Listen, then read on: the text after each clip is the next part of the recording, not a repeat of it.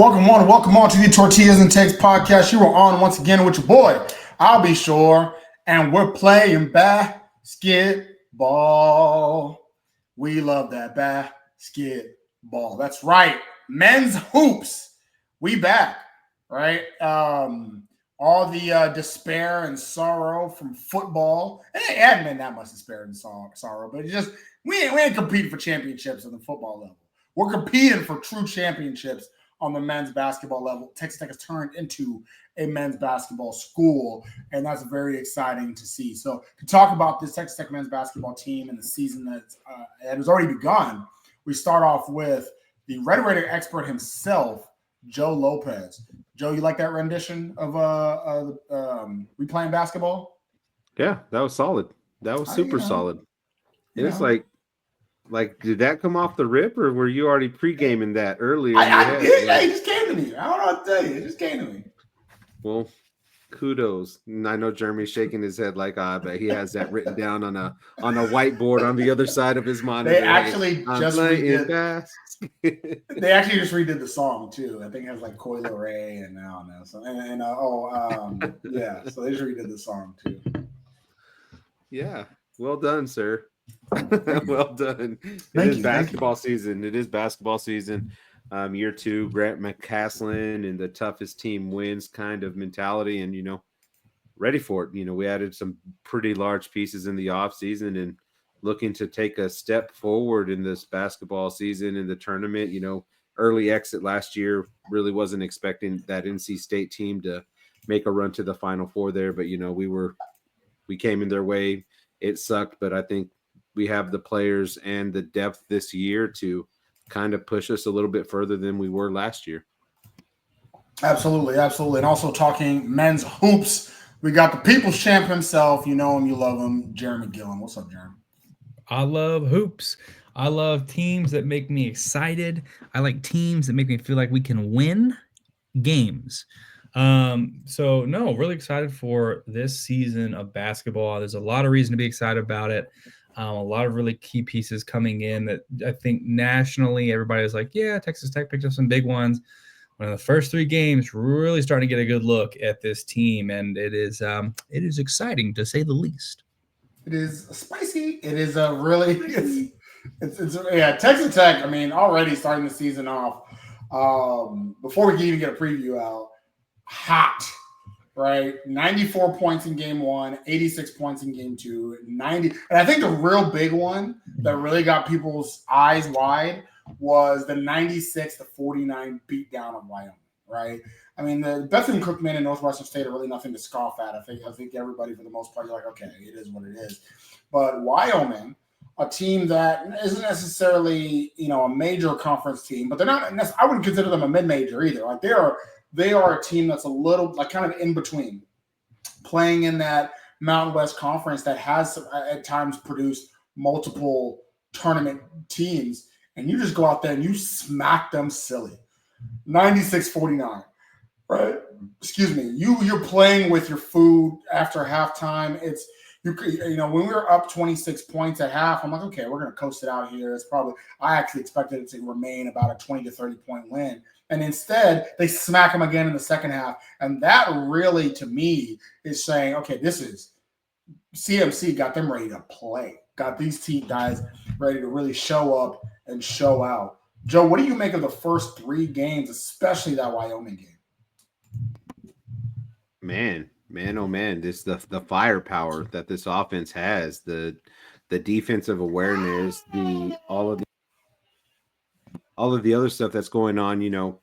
It's really cool to see Coach McCaslin and seeing what he's done with this basketball team and this roster, everything that's been going on as far as departures that we had from last year. Some pretty big pieces, but if you're looking at it as like the big picture, just a bunch of role players, not a bunch of guys that are going to find their own shot, get their own points, get everybody else involved. It's one of those things. And it's just one of those things. It's great to see. We added some top tier talent in JT Toppin, Kevin Overton, F2, Federico, Elijah Hawkins, and then in the high school fronts, the Christian Anderson kind of guy, Jazz Henderson, and I think Leon Horner. I think he was a fringe I think he was on the cusp of being a McDonald's All-American as well. So, I mean, you had some serious talent here. And for what this team was able to accomplish in the first 3 games, it's very, very eye-opening as far as what Coach McCaslin's been able to do with the actual full staff, the full team, well early into the summer, not like last year where they were adding pieces late, adding pieces here, adding pieces there. A coach was coming in here, a coach was coming in here. This is the full crew coming at you, and this is, I mean, you've seen the body of work in the first 3 games. Yeah, you have 2 HBCU teams, and then you have the Wyoming team, but as far as offensive efficiency and what this team's able to do on the defensive side, you got to like what you've seen early from this team. Absolutely. I think the interesting thing about this team is that last year, about Grant McCaslin and the staff, is that last year, at the time that he was hired, he was kind of playing from behind, right? He was one of the last people in the recruiting trail. I remember it took him a while to even be able to hire his staff. And the whole time he's really kind of playing from behind. Didn't get a full recruiting cycle in, right? There was some disappointment in some of that he wasn't necessarily able to bring the guys over that a lot of people thought he might be able to. This offseason, he has full steam ahead. He was able to actually go out and get Jeff Linder, Wyoming's old head coach. So I do think that's part of one of the reasons why I think we smacked them silly. It's just because we had a somebody on the inside there that kind of made the players a little bit better. But but he was able to kind of build his coaching staff, and then not only that, have a full off season. Really say, hey guys, look at guys that maybe didn't fit what he was trying to do. Cough, Pop Isaacs, and bring in really the team that he always wanted, right? And I'm not going to spend my time here dogging Pop Isaacs or dogging the team, but it was obvious it was one of those, hey, if you want to look around, you can, because I got what did Coach Prime say? I got my Louis. It's like Graham McCaslin said, I got players I know want to play for me and play on this team, and you see why. It was really impressive. Jeremy, what are your thoughts on the first 3 games? Bringing my bags, and they are Louis Vuitton. It's been a refreshing look at what offense can be for basketball. I think something we've struggled with the past couple of years, even pre-McCaslin, is offensively, kind of controlling the ball and feeling like we have rhythm or we have purpose when we're on the offensive side. A bunch of our kind of, I think, modern Texas Tech thought behind basketball is like, oh, we're gonna, it's very much beard ball, very much like kind of playing around and then just jacking it up, right, and just hoping that the defense, leads to points. And with this team, with this season so far, 3 games in, you're seeing a fluidity that I don't think Texas Tech fans have enjoyed in some time. That there's like a lot of facilitation. There's a lot of chemistry already early on. I remember watching, I don't know if it was Anderson or maybe it's Chancellor Millen, backwards pass for Toppin under the basket, and it was just so fluid for somebody. They've only had the off season together, and it's like this is a team that's really trusting each other early on in the gate, out of the gate. Not something that we're used to as Texas Tech fans. Usually, it's like, hey, this non-conference, we're going to kind of see a bunch of good players that are going to figure out how to work together, and we fail early, and we have some bad. Good, stop that. And we've got some bad games early on. We have a couple of losses that are like, well, we'll figure it out. And then we do. And then later in the season, we look a lot better. But right now, I think this Texas Tech team has been one of the most like chemistry proficient teams that we've seen in some time, that they're playing with an energy and an excitement and a love for the game that offense or defense, I mean, they're out there giving it an effort that I'm not used to seeing in the past couple of years, which is really exciting for me. No, absolutely. And I mentioned it a bit last year, right? I was not of the opinion that last year's team was that talented. just from a pure talent perspective. A good example of this right now is that Pop, who was our star on last year's team, our most prolific scorer on last year's team, is like the number 3 or 4 guy on Creighton. Right, like that's kind of the comparison that we have as we kind of move into this. So I was of the opinion that last year's team just wasn't that talented. Right, shout out to Joe Toussaint. Apparently had a great debut in Finland. Warren Washington currently starting his time out, playing in the G League for Sioux Falls. But I was of the opinion that team isn't very talented, and that fact that was a team I think that coming into the season we said was, if we make the tournament, I'll be happy. Just make the tournament. And we ended up having a really impressive season, 23 wins, got a 6th seed. And I'm like, this Grant, a team that I didn't think was even that talented, bring them to a 6th seed, no sweat on its selection day, which is not what I was expecting last year. He can coach. And now we see we can assemble a team too, right? And so as we kind of talk about it and talk about the players on this team, Joe, you kind of brought up a bit guys like Chance McMillan coming back, Devin Cambridge coming back, Kerwin Walton.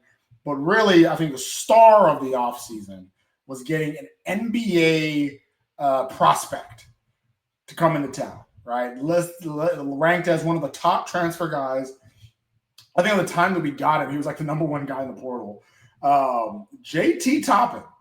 And JT Toppin already, in a short amount of time, is already setting the block on fire. He had 24 points against Wyoming. He had a nice little tomahawk dunk as well. Talk to us a little bit about what you expect from who is projected to be the star of the team this year, JT Toppin.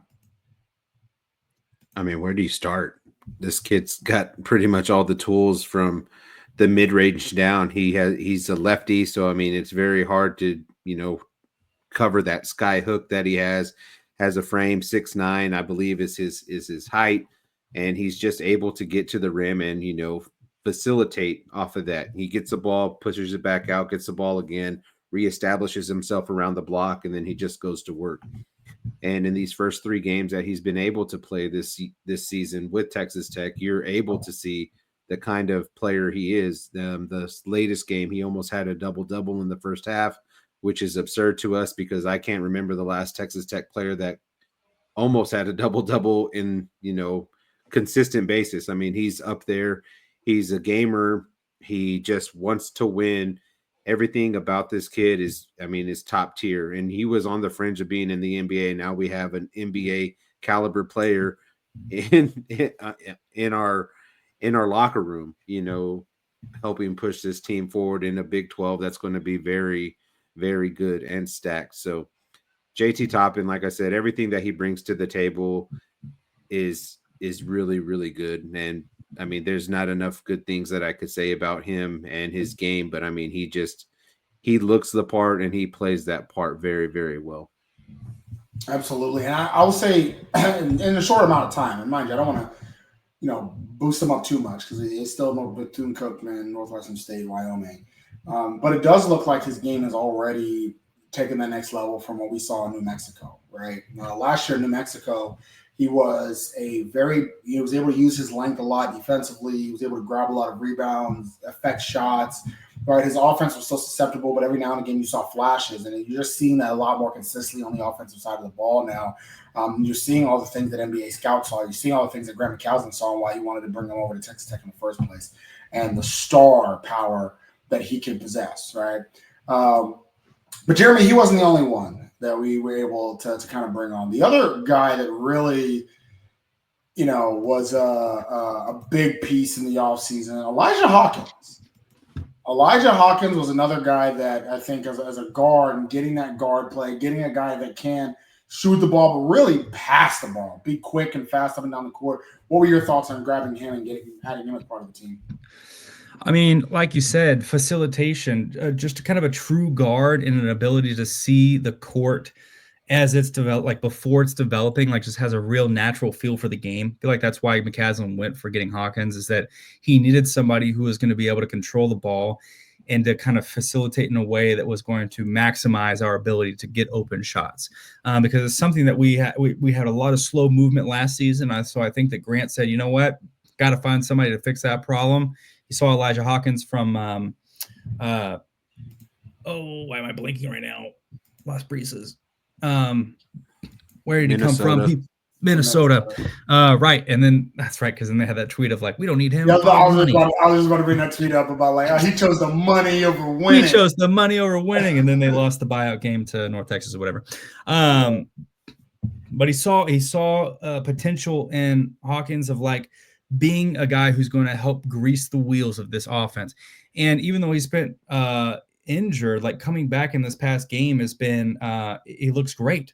Looks like he's a very like prominent piece of this, and he's going to get a lot more work as we get further into the season, but definitely looks comfortable kind of getting in there, getting to play basketball again, just really fits into the chemistry of this team.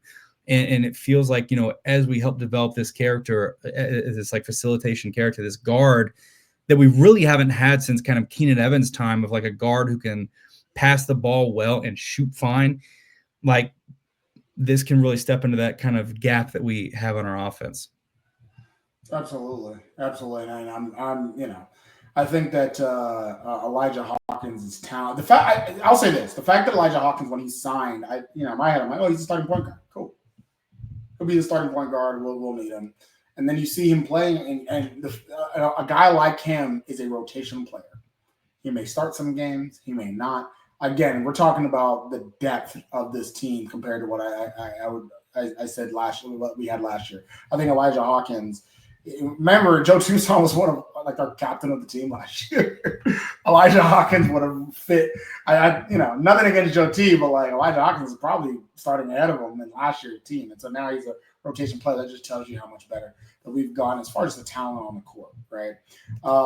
So I do have one guy I do want to talk about, but I'm gonna leave that to Jeremy. So before we get to Jeremy's new favorite player, that I could tell the second we had him, he'd be yours. I want to talk a little bit about Kevin Overton.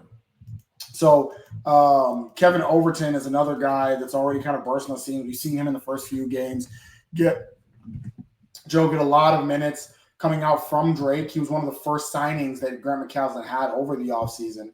And you're already seeing him burst onto the scene and already really establish himself with some minutes early on.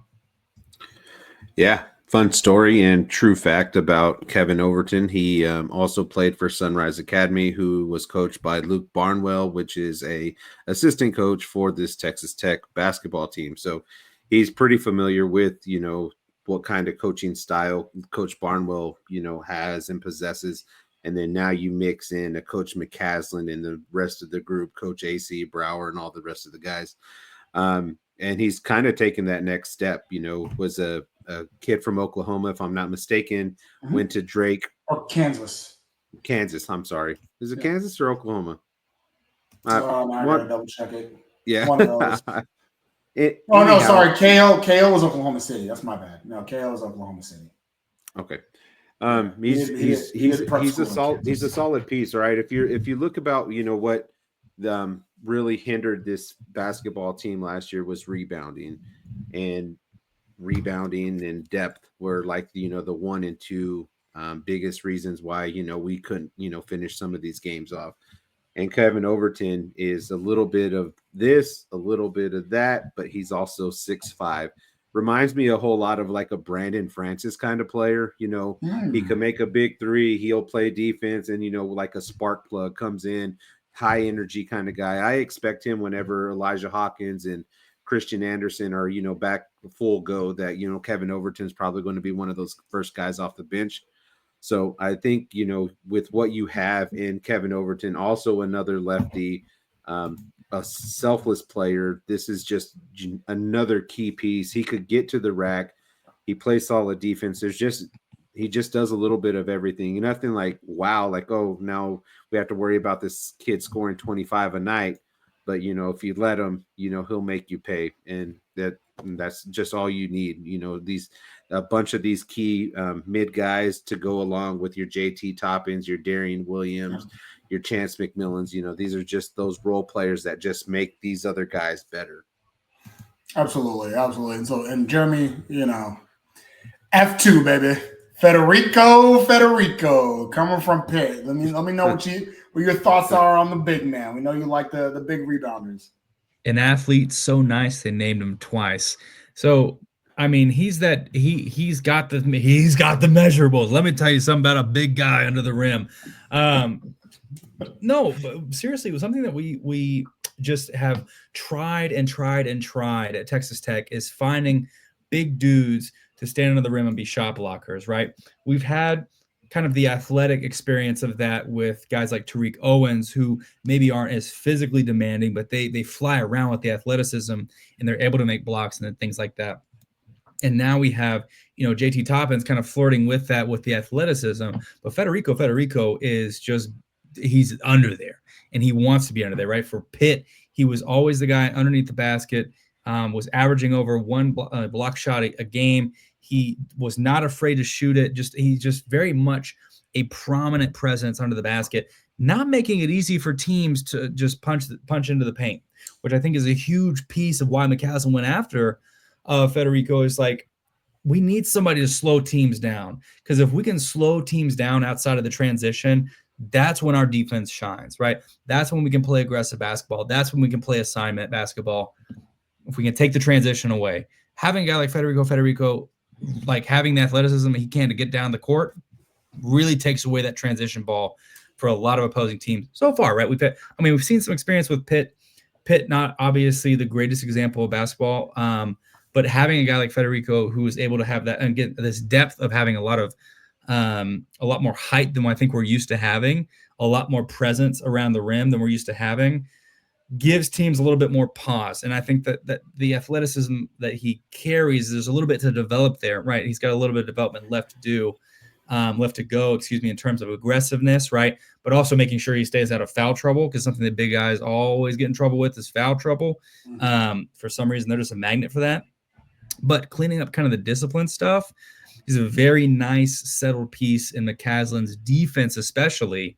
But in the offense, he also kind of helps set up the old pick and roll. So, he gives a lot of really cool dynamic to a team that we already felt has a lot of power. So, really excited for a guy from Helsinki, Finland, which, if you know anything about the demographics of Finland, boy, interesting that he came out of there. But great to have him here. Glad he came over from Pitt, because he was wasted at Pitt. I'll tell you that much. We got 2 black guys from Finland. You forget about Yalaho. Yeah, I know. Well, he's not doing anything right now. We got all of them. We got all of them. 2 out of 2. You gotta go speak Finnish in the corner. So one thing I did love about the Wyoming game, Joe, is that we got the opportunity to see one thing I love about this team? We got an end of the bench white guy. Shout out to Jack Francis. Jack Francis getting in the game. That's what I'm talking about, baby. Every great team has end of the bench white guy or guys, right? And we got us one in Jack Francis. But he's actually not the only freshman or newcomer, I should say, that wasn't a transfer portal guy. So Jack Francis coming in, he is technically a junior. But we also did get, I think this, we're all excited about guys like, Corbin Green, another transfer portal guy we got from the Air Force. And we mentioned Elijah Hawkins, Kevin Overton. We got a lot of these guys from transfer. Elijah Hawkins that transferred over. That's exciting. But it overshadowed the high school guys we got that are like, we got a guy from Oak Hill Academy, right? Like Christian Anderson, you mentioned earlier, is from Oak Hill. I never thought Texas Tech would get a guy from Oak Hill. I never thought Texas Tech would get 2 fringe McDonald's All-Americans and Christian Anderson and Leon Horner, right? And so the fact that we have Christian Anderson, we have Leon Horner, we have Jazz Henderson from Faith and Family out in Dallas, right? Talk to us about some of these true freshmen that are going to be hitting the scene. And also, it's interesting because of how veteran this team is. I didn't know how much playing time these guys would get. Now, Jazz Henderson is nursing an injury currently. But day 1, Christian Anderson or day 3, I should say, against Wyoming, getting 26 minutes in a game, in a real game, right? Now, of course, Leon Horner came a little bit more off the bench, and I'm sure Jazz Henderson would have also. But what is your take on some of these 18-year-olds playing for this team? Just to touch base, Jack Francis was on this basketball team last year. He was a deep guy on the bench as well. So newcomer, not newcomer, whatever. Joe, I just got let me to. tell you something about Jack Francis. Okay. You know what's funny is I knew, you know how absent Jack Francis is that I knew we had an end of the bench white guy last year. I did not know who he was. And then I was like, oh, we got a new one. Because he did not register in my mind when I was watching this game. I was like, he must have graduated. This is a new one. Funny story about Jack Francis. I found out today from a coworker of mine who Francis is in his fraternity. Jack Francis was in some intramural basketball team just dominating, and then they found out that he played ball for Texas Tech, and they kicked him out. They're like, "Nah, go back to the Womble. Go back to the Womble. You know better." But yeah, starting first with Christian Anderson. I mean, he played that U18 ball, and I mean, he dominated there. And you have the Oak Hill. He's also from Atlanta. I mean, these are like the trifecta of basketball players. Like, this is the basketball starter kit of who you want to have on your team. Are you saying he's a cross between Anthony Edwards and Dennis Schroeder? I mean, I see German in Atlanta. I'm just saying. If you want to throw Oak Hill in there, there's Carmelo, Anthony Edwards, Dennis Schroeder. It's a trifecta. I also see some Shy in him as well from Oklahoma City.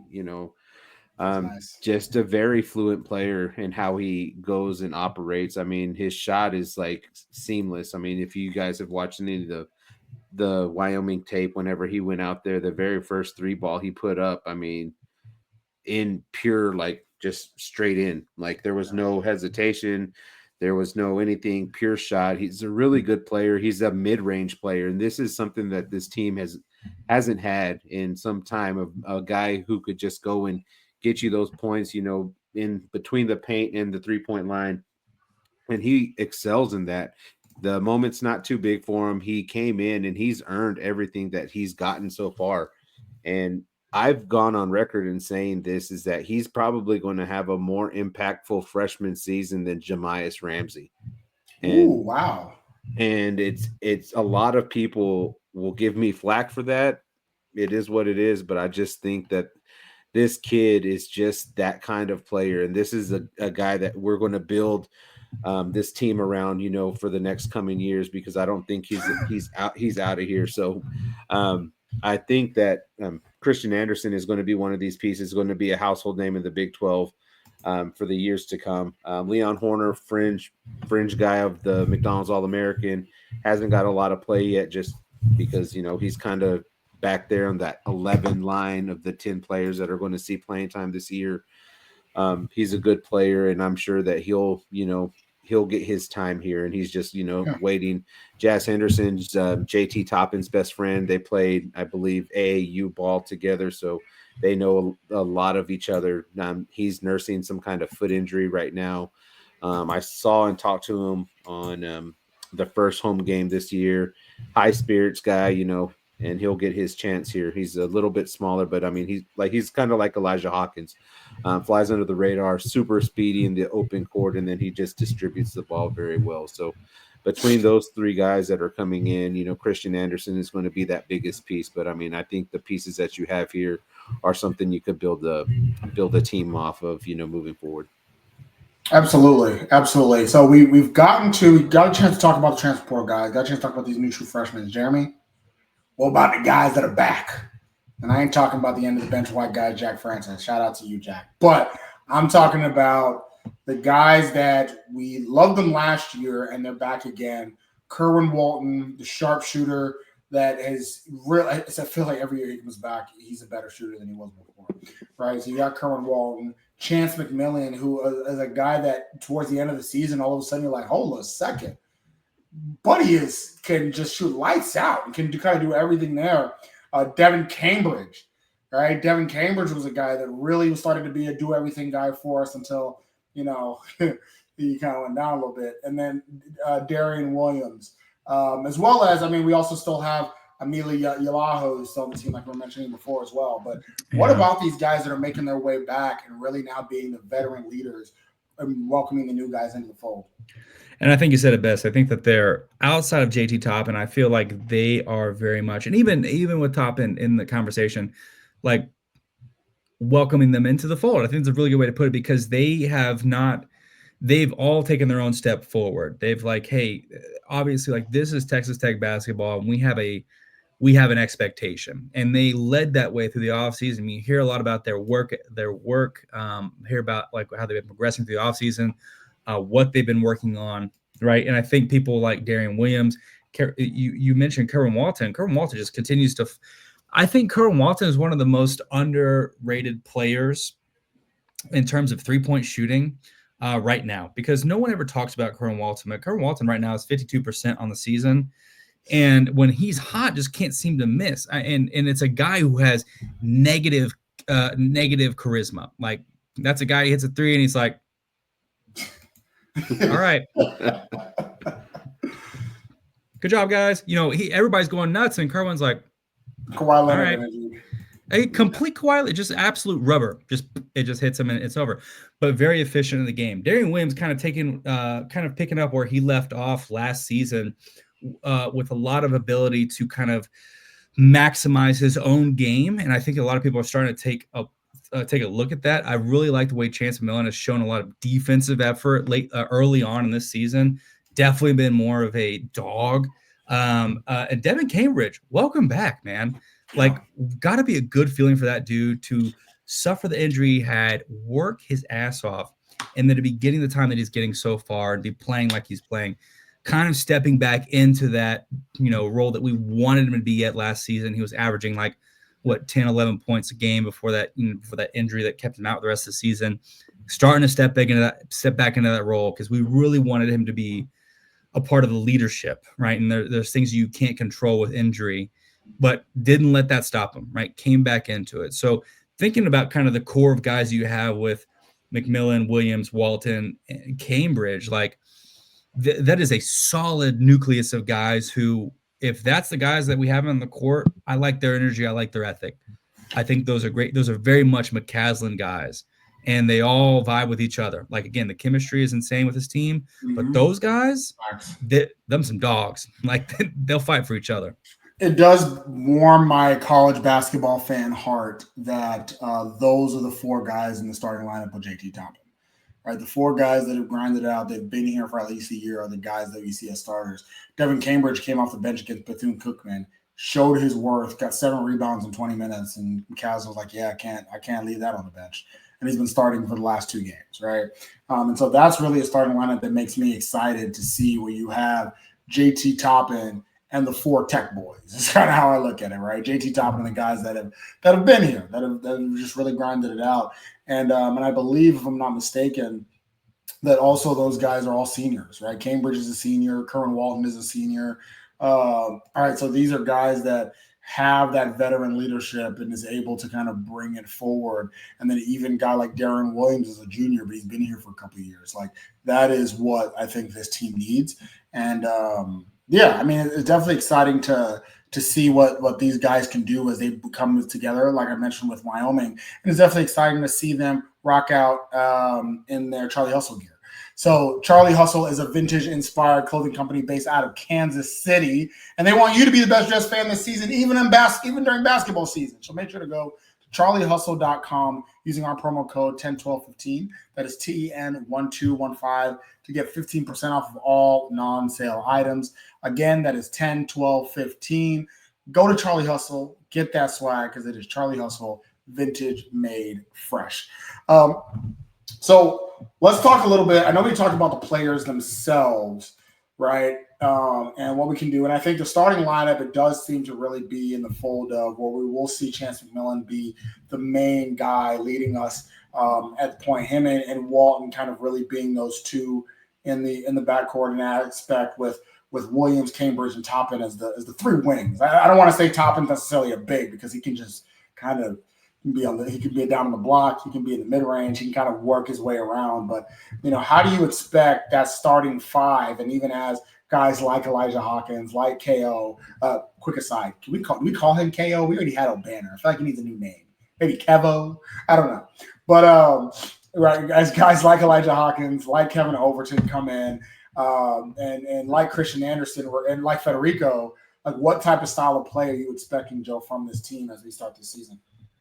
I think by the time conference starts, you're going to have out there Elijah Hawkins, Chance McMillan, Kerwin Walton, D5, and JT Toppin. I think that's going to be the lineup that's going to be the lineup that runs out there a majority of the time, given health and, whatever else is going on. I just think that lineup gives you so many options and so many different looks that you could, implore, and a lot of size with the exception of Hawkins. I mean, a lot of these guys could play and can guard from the 2 to the 2-4. It's 3 different positions, and how this defense operates. I just think that this is the capable lineup. And then you have Christian Anderson, Devin Cambridge, and F2 coming off the bench after that. It's like now you start adding some bigger bodies in there. You'll always still have the rebounding in there, and then you start mixing matching who you have running point, either Christian Anderson with Chance at the 2, or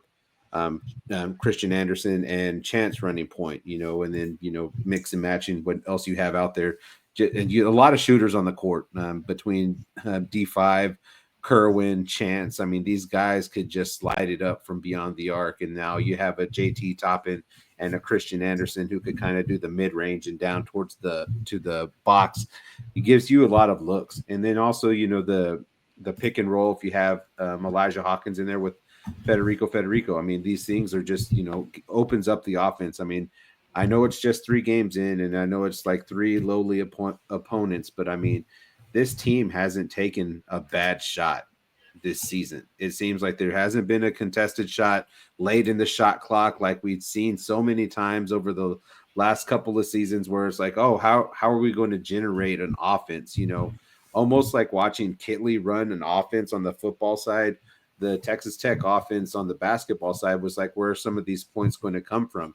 A lot of them coming out of the transition, because that's just kind of how we operated. But, there was these times and periods where this offense went stagnant the last couple of seasons. And I just don't see that this offense is going to have that this year, just because there's so many different weapons and different looks that this offense could throw out there. I just think it's going to be fun to watch. The more and more that this team plays together, the more and more the camaraderie builds up, the more and more everything, and get challenged and get tested. I think that this team is going to be in a really good spot going into conference play. So Coach McCaslin is just, pick who you want, because you have 9 to 10 able bodies going in right now that could probably play meaningful minutes for you. Mm-hmm. Absolutely. And it will be interesting, especially if Elijah Hawkins, who is much more of a passer and a pure point guard than a guy like Chance McMillan, gets into the fold and starts getting more minutes. I do think that, though, we kind of mentioned the starters, like you mentioned, it really is 9 guys, I think, get the majority of the minutes. And it don't matter who's getting 25 and who's getting 20 or who's getting 28. You're all going to get that PT and that playing time, especially on the offensive side of the ball. Yeah, absolutely. I mean, if you throw EY in there, then that's the 10th. And who knows? And that's another more size. 6'8" guy, and he another physical body, or a guy you need to, spell JT Toppin or Federico. If any of those guys happen to be in any kind of foul trouble, then, you could throw this guy in there to, chew up some minutes. So, Jeremy, what are you expecting to see from this team defensively? What do you think? How are we going to be able to match up with some of the other teams around the country in the Big 12?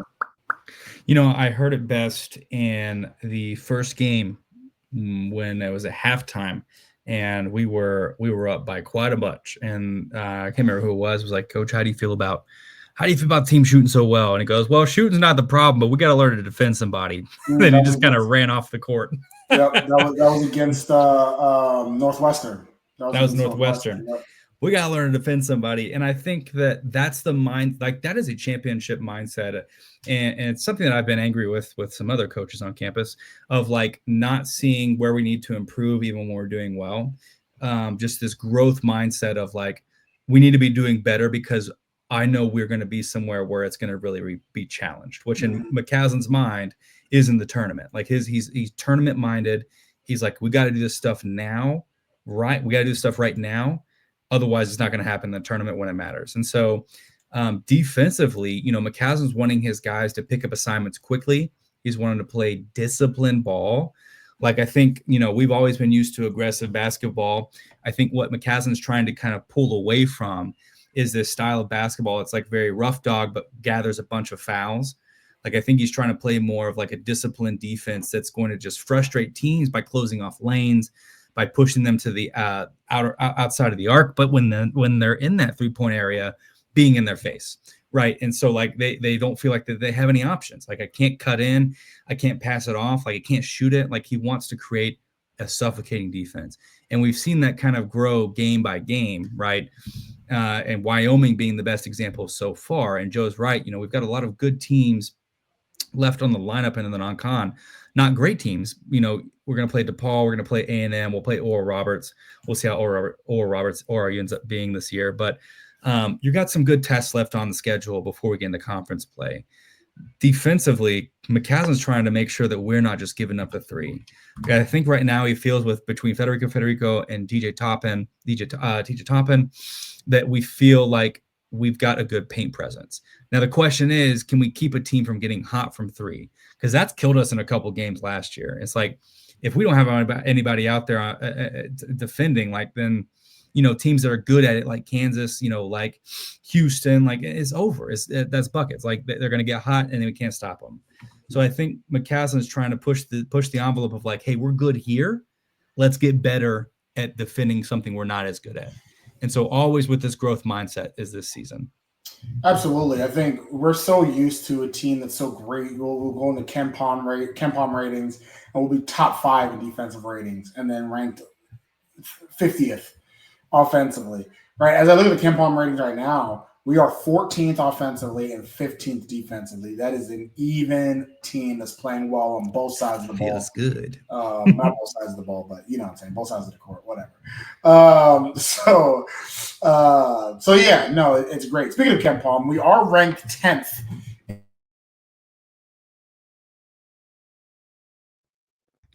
Yeah, Albert. Lost you. Come back, Albert. Did you unplug yourself? There's no way. Yeah. I did. But yeah, we are currently ranked 10th in KenPom after 3 games. Unfortunately, AP voters don't pay attention to KenPom or really to college basketball whatsoever, if you ask them, because we're unranked.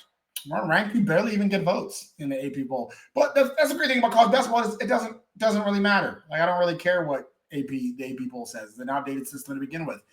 Yeah, sure, it'd be nice to be recognized, but they're not going to recognize us. That's okay. That's fine. KenPom, I don't know how Ken Palmery does it, but I rarely disagree with his rankings. Most of the time I look at his rankings, I'm like, yeah, that's about where we are. Right? And so we're currently ranked 10th. A lot of true smart basketball people look at Texas Tech and say, well, how the hell are they not ranked? They're a top 15 team in the country. And I think beating Wyoming the way we did is just more so putting that stamp of just how good we are. So as we kind of think about Texas Tech and how we stack up with the rest of the Big 12, the Big 12, as we know, is a gauntlet. And it was already the toughest conference in basketball. Then we decided to go out and add Arizona. A blue blood. So it's just that much tougher. So from the freshman 4, getting Houston and getting Cincinnati, and now we have Arizona. So this conference is truly amazing. As we kind of think about KenPom again, according to KenPom, Houston, a member of the Big 12, is the second best team in the country. Kansas, a member of the Big 12, is the 7th best team in the country. Arizona, 8th. Iowa State, 9th. Texas Tech, 10th. Cincinnati, 11th. Baylor, 16th. BYU, 27th, right? And so, like, in the top 16, we have, 7 teams, 8 teams in the top 27? Like, that's insane. That's pretty amazing. I think in the AP poll, I don't really like pulling up the AP poll, but I think most of our team, I think 6 teams, if I'm not mistaken, finished in the top 25 in the AP poll. This team is a gauntlet, or this conference is just a gauntlet in general. So with all that being said, I'll talk to you about what the Big 12 preseason poll is. right? So the experts, quote unquote, have Kansas as the best team in the Big 12. They were number one on the preseason poll ranking for the Big 12.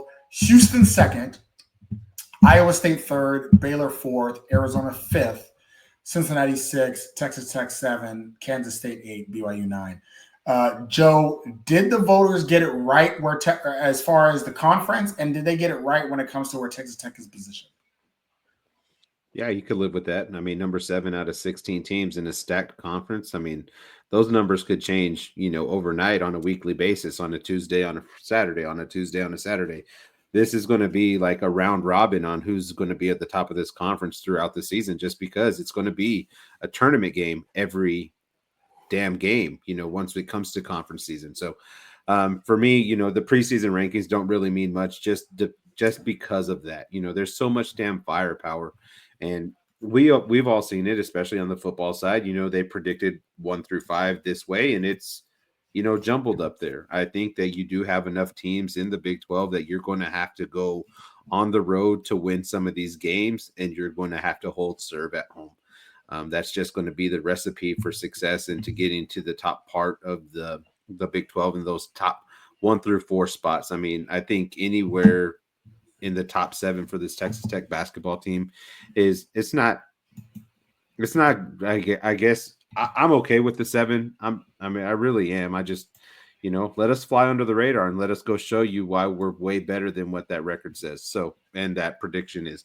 So, but a lot of firepower in the Big 12, but as far as the top 6 in front of Texas Tech, I'm okay with. I think you could probably move Houston in front of Kansas, and maybe Iowa State a little bit higher to a degree, just because of what they brought back. But those blue bloods are just going to be up there towards the top, and I'm fine with 7 where we sit right now. Yeah, Kansas was actually the preseason number 1 team in the nation. But like you, Joe, I would have actually picked Houston to be atop of the Big 12. Though that's the reason why preseason polls don't matter, because they just got beat by an Auburn team that had players fighting on the plane and having to make 2 trips to Houston, and that had no business in beating Houston in Houston, and they still did. So it makes me question this plane around. Exactly. Jeremy, what are your thoughts as far as the preseason ranking in the Big 12 and where Texas Tech is located? Man, Joe said it best. It don't matter. Like, the preseason Big 12 poll is because we have to kind of thing. Every game except maybe Utah is going to be tough. It's going to be a you cannot take the night off. And the great and stressful thing about this conference is that you cannot break away. As long as I can remember, you cannot break away like, oh, they're going to win the conference.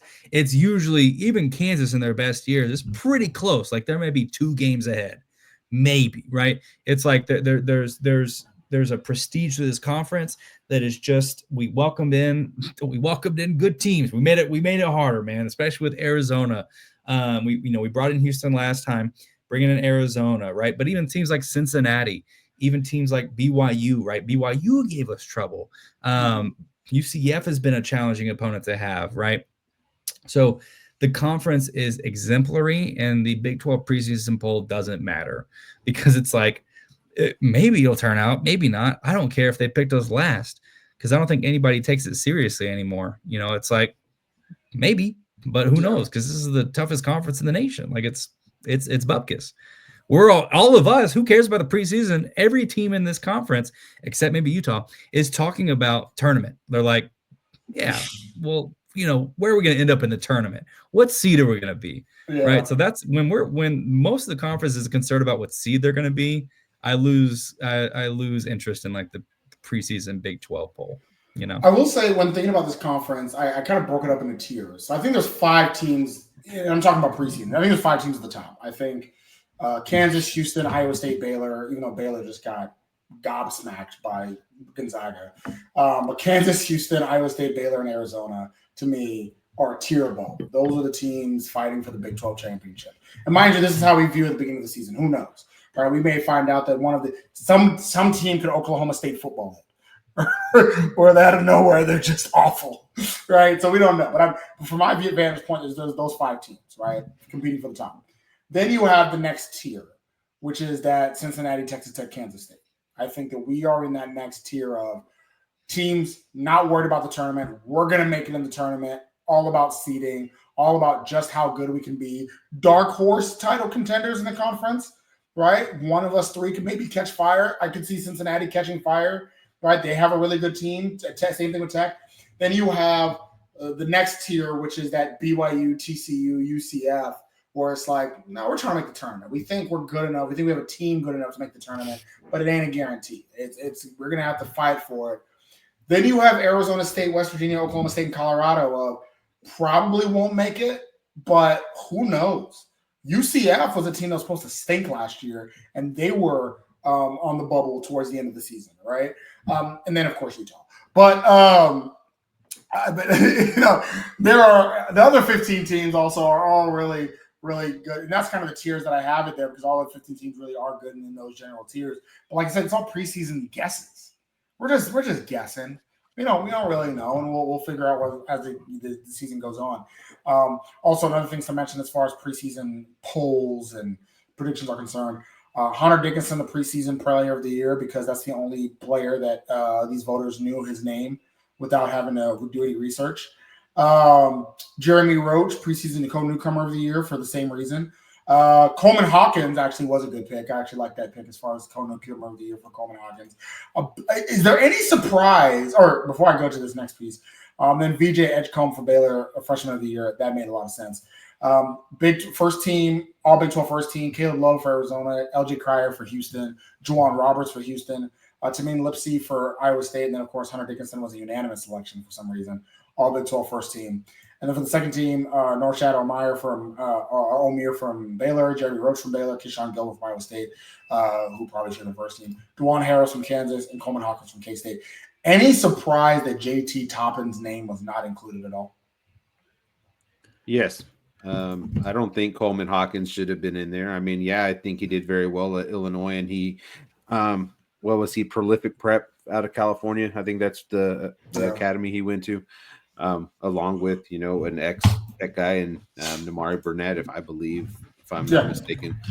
But yeah, Coleman Hawkins is a really good player, but I mean, no disrespect to him. I think JT Toppin's just a better player. And I think that when this is all said and done, some Red Raiders are going to be on these lists that weren't even on this list now. So I think Coleman Hawkins could have been a pass for me. So funny enough, as somebody whose second favorite basketball team is Duke, Jeremy Roach is how you feel about Coleman Hawkins, how I feel about Jeremy Roach. Co-newcomer player of the year, you only because you know what his name is from Duke. All right. He is not worthy of being on there, and he's not worthy of being there ahead of JT Toppin. But hey, the second you put Texas Tech next to your name, you're no longer good, as we've known that for years. Yeah, and you lose a star somehow too. You lose a star all of a sudden, just like that. So, yeah. But and then of course, I saw your head nods with Hunter Dickinson. Like it's almost like we know who he is. So let's put him down. Unanimous selection, pretty wild. That one's a senior citizen discount. Because we saw this game already. I would have excused it. Last year I excused it. Last year I believed into it too. But we saw him for a year. For a year, we were like, oh, he's kind of food. Yeah. I think I dislike Hunter Dickinson more than I do Brock Cunningham. No, don't say it. Oh, spicy. That needs to be one of our new banners, Jeremy. Yeah, right. No, that's a take. That is a take. I think a lot of people would disagree with you because Brock Cunningham has the most punchable face that is. Oh yeah, I mean, yeah, but I mean, so does Dickinson though. I mean, he's just Dickinson's a jerk. But at the very least, I give Dickinson this credit is that he at least performs somewhat. All right, like at least he is somebody that's going to put up points, going to play good defensively. Like Brock Cunningham was just out there getting cardio. You know what I'm saying? So like, he played his role. Yeah, all right, so time for some prize picks predictions. So make sure to download the app Prize Picks and go ahead. Download the app. Use our promo code TAKES12, TAKES12, and get a 100% match up to $100 today. That is our promo code TAKES12. 100% match up to $100. Joe, I want to hear who you got when it comes to Texas Tech's record for the year. Not who you got. Who do you think? What do you think we're going to do for the record this year? I want you to tell us what our final record will be in the regular season because we don't know how many overall games we'll play. How many games do we have up until the Big 12 tournament? I don't know the number off the top of my head. Well, let's see here. Like 31. 31. Well, 28 before the Big 12 tournament, depending on whether or not we play, depending on whether or not we beat St. Joe's next, which we should. If we beat St. Joe's next week, it'll be 29. Yeah. Well, even if you lose. Oh, that's true. Even if you lose. The third place game, yeah. So you have 29 games before the Big 12 tournament. Yep. 22-7. 22-7. All right. Just based on McCaslin, right? I mean, year one, he averages around 24 games and wins per season. And then going into year two, he's averaging around 24, 25 wins per season. I mean, he just doesn't regress. And I think if you think about the talent that we've acquired over the offseason and then the offseason just being totally night and day different from a year ago, I think you're in a better spot. I think you're in a really, really good spot. So I think 22-7 is a good spot. So I'm going to say something that I almost never say. Jeremy was right. It's actually 31. So you want to update that prediction? Okay, so 22. So 31. So 24-7. 24 you're just saying 2 more wins. Yeah. More games, more wins. I respect it. 24-7. Jeremy, you agree? I was definitely on the train of. I know it's 31, but I'm not gonna say anything. But I think I do like McCaslin's consistency. Joe's right. Like McCaslin's a coach that I can believe in that is gonna be consistent because he's proven that. He just continues to prove that. And I think with the talent stuff, I am not afraid of a 24/7 season as well. I think that's a really good estimate. I think you got the team to do it. I think you've got a lot of good home games. Your away games aren't too crazy, right? Like you get Arizona at home. Like they're a great team, but we've beaten great teams at home. That home court advantage is actually real. Unlike the Jones, is actually real in the USA. So I do like the 24, a 20 plus for me, right? If we get to the 20 mark, everything other than that is money in the bank. Because like McCaslin is a 20-win coach. 20, let's get to the tournament. So let me ask you this, guys. Or do we go through the non-con undefeated then? I don't think so.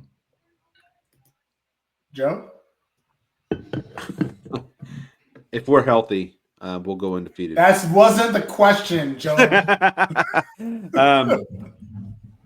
No, I think we lose one somewhere along the line. That means that. So it's going to be a learning. It's going to be a learning moment because it's going to be a game that we should win, or it's going to come down to it, and it's just going to be like bad execution by, just a learning moment, which happens. But I think that's the kind of incidents that happens that you learn off of and you build off of moving forward, so that doesn't happen anymore. So if you have us 24-7, that means we lose one in the non-con. So maybe we go 10-1 before we open up against UCF. That means that you have us only losing 6 conference games, and we'll be at 14-6. Does that equal a Big 12 championship? What are you saying, Joe? Where does Texas Tech finish? They finish in the top 3. I think they do. Wow. I have them going. I think it's 10 road games. I have them going 500 on the road, 5-5, which but you hold serve at home. At home. Oh, hold serve completely. Almost hold serve. Or 9-1. Yeah, 9-1. All right, yeah. So okay. Top 3 in the Big 12. So what would our seed in the NCAA tournament then be? I'm going to go all the way with you, Joe. Jeremy, you're on one side here. Joe, I want to see how deep this rabbit hole goes. All right. We go. Depends on how we finish in the Big 12 tournament. Give me a 4 seed. 4 seed, 24-6, or 24-7. Sorry, 14-6 in the conference, a 4 seed, and how far do we go in the tournament? I'll see you guys in San Antonio. In San Antonio, Natty? Depends on who's there, but I think that's not the question, Joe. Quit putting me on the spot, bro. Hey, man. Hey, I'm not the only one in this podcast. Say it with your chest.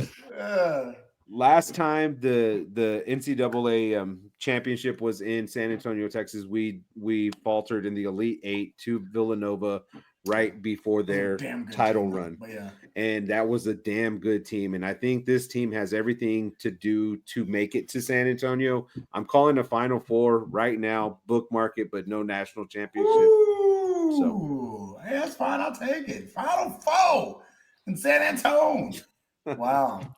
All right. So, Jeremy, one thing I will say is you didn't actually answer the question before as far as how many wins. You just said we get 20 wins. What's the record? I said 24-7. I said 24-7. Okay, Robert. Yeah, I said I like Joe's prediction. If we get to 20, like that's the win for me because that feels McCaslin. 20 plus everything out of that is the bank. I ain't doing the rest of that stuff though. I'm so bad at math. I do think tournament wise, I think you're a 4 seed. There's been a lot of discussion that like the Big 12 is going to like run the 4 seed gambit just because of how much talent there is in this conference. But I think that the seniority on this team, I think that the veteranship, this talent you have, I think that gets you to the Elite Eight. I have not seen enough from this team to show me that we're going to grit out a win against a good team, right? Because we just haven't seen this team be tested yet. So I have no idea. You know, what's our first real test is, I guess, you know, DePaul kind of, but A&M for. You know, maybe Texas if we get past St. Joe, and then they somehow, you know, if they get past whoever they're playing. I got to see us play a team close to the wire. Like if we're close to the wire with like a minute, 2 minutes left, and we grit it out and we like put the pedal to the metal, and it feels like we are choking them out, then I am once again like 2019. Like I'm like, this is a championship level team because you got to have that. You got to have that in game dog. Like you got to be able to choke a team out at the end. So how do we do whenever our back's against the wall? That's what's going to make the difference. But talent wise, seniority, Elite Eight team for sure. Ooh, depending buddy, on the draw. Man. You guys. Ooh, buddy. So I don't think we're going 24-7. It's not that I don't think this is a good team. This conference is ridiculous. Like that's really all it is. This conference is just ridiculous. So I struggle with that aspect of just how crazy the conference is. It's just an insane conference. I go between a 12-8 conference record or 11-9. And mind you, I think 11-9 would still be just amazing because of just how ridiculous this conference is. I think if we do go 11-9, then we're looking at a 21-10 record.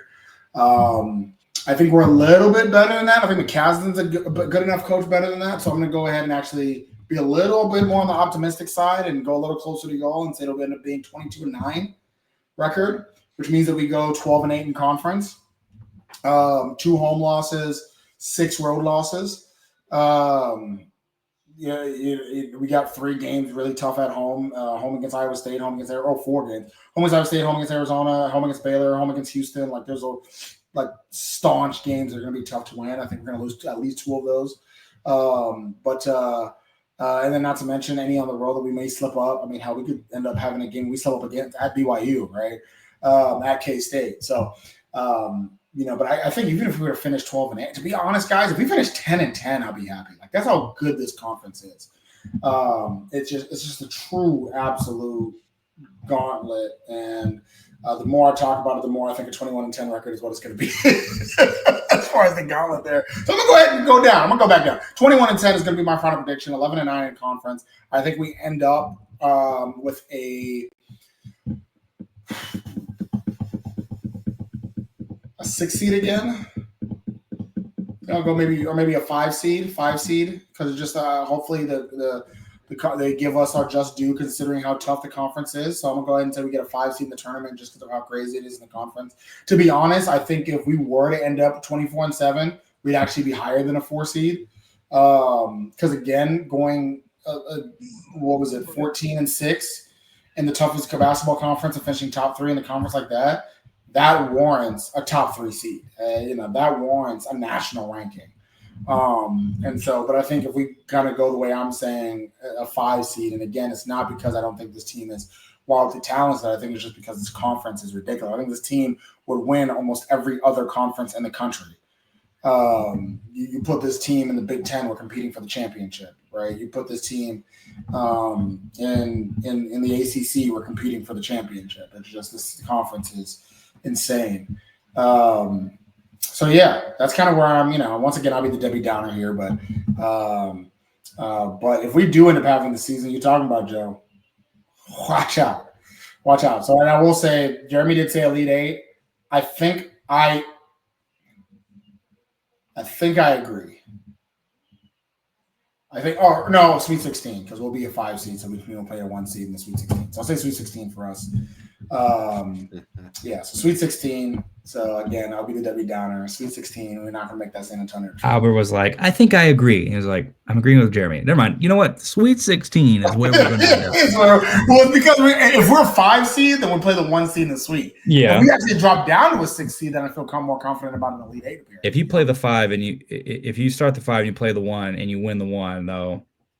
San Antonio. You're San Antonio, baby. You're there, boy. Let me tell you something. If we get to the Final Four in San Antonio, the 3 of us, we are there. That's right. We Absolutely. are there. Absolutely. We get to San Antonio, and I hope all of Texas Tech is there with us. So. Oh, it'll be wild. We showed up from Minnesota, and that was forever away. Yeah, no facts. So yeah, before we get out of here, I know Jeremy has one thing on the women's side of things to talk about. I want to talk about another. Lady Raiders have also started their season. 2 big wins against Incarnate Word and in Houston Christian, Houston Baptist for us old folks. I just realized they changed their name like last year. I'm like, what the hell is this? Anyways, tight win over New Mexico, right? Grinded out game against New Mexico. It's always tough on the women's side of things to gauge what it means in non-con. Right, whether a close game against New Mexico isn't that big of a deal, or whether it's something that's going to rear its ugly head later. But the fact that they found a way to win in the end, and what was a close game really from the very beginning on, we were even down in the second half at certain points, at least makes me feel a little bit better. We were down at the end of the first quarter overall, and we had to dig our way back. So good on the Lady Raiders staying undefeated. They do have, as we're recording this, they have their game against Washington State. That game will already be done before this pub, so hopefully we're still undefeated by then. Washington State will be a really good test, in the USA. So we'll see what happens there before they continue their non-con against Abilene Christian, New Orleans, then another game against Florida State, and Gonzaga should be a fun one as well. So, Jeremy, anything else you want to say to the people? Yes, your esteemed Texas Tech women's soccer played in the first round of the NCAA tournament, played up against the LSU Tigers, a team that they actually faced back in 2021, 2022. We faced them before in a tournament, we lost, but getting our revenge, getting our justice. That's that get back. 2-1 at home. Last home game, unless for some reason Duke loses. Last home game of the season, great showing. It was really busy. There was a lot of people there. 2-1 victory, and just a great job by the Texas Tech women's soccer team. What they're going to need that energy again, because if they've got Duke up next, Duke is the best soccer team in the nation right now. There's a reason for that. So a lot of energy for the women's team, though. Tom Stone's the guy to get it done, and I'm stoked, man. It's going to be a cool game. Absolutely. One other, or Joe, anything else you want to say to the people? Albert, we're one step closer from a Tom Stone signature tattoo on Jeremy's ass. I'm telling you, I'll do it because I know he ain't going nowhere. I'll do it. Oh yeah, that's right. Was it if they win a championship or if they just beat Duke? I can't remember. We have to go back to the tape. If they beat Duke, Jeremy said if we beat Duke, we're winning the Natty because that's the last tough test. I mean, it's the conversation with if you're the 5 and you beat the 1, you're probably going all the way. This is the exact scenario. Here we go. That's what I'm One talking step about. closer. That's what I'm talking about. Joe, what else you got? Nothing right now, man. Everything, end of our bye week, basketball resumes back on Monday. So a chill weekend in the hub city for all intensive purposes. And let's just get into the back end of the football season and, keep on going with the basketball season moving forward. But yeah, everything's good over here. Awesome. So unfortunately, the only L Texas Tech could get this week in basketball is in the recruiting game. Kingston Flemings, which from the very beginning, I think there was a thought he would choose Houston, but Texas Tech did make the final two, and it looked like there was a possibility. 5-star player would have been the highest rated recruit in Texas Tech history out of San Antonio, but he did end up choosing Houston over Texas Tech, which is fine. We're just gonna have to play. He's gonna see what that lick read. Next year for sure.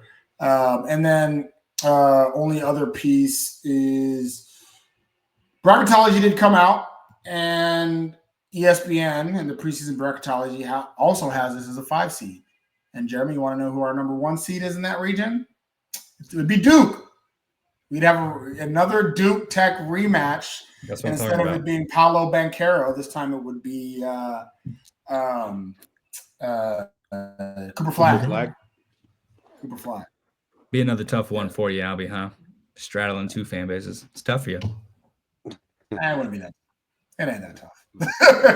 it ain't that tough. I'll root for Duke over anybody else. And when it comes to that, ain't even close. Yeah. I'm like, get that Grant Hill jersey up out of here. That flag would be half-mast anyway. Yeah, exactly. All right, guys. So basketball season, we're all excited for it. Should be a good time. Should be an exciting time and a fun time in the hub. I'm definitely going to try to make my way out there to see a game. Or my family out there for a game so we can teach the youth how to swag surf. I appreciate Mark Ingram trying to teach the youth how to swag surf. We're going to get there one day. We're going to get there for sure. But if San Antonio comes calling, listen, I'll do all the awkward swag surfing you want. I'll be in there like swimwear. So for the Red Raider expert that is Joe Lopez, and for the People's Champ Jeremy Gillen, this is your boy Albie Shore, and you have been listening to the Tortillas Takes podcast, part of the 1012 Network. As always, stay ready, folks.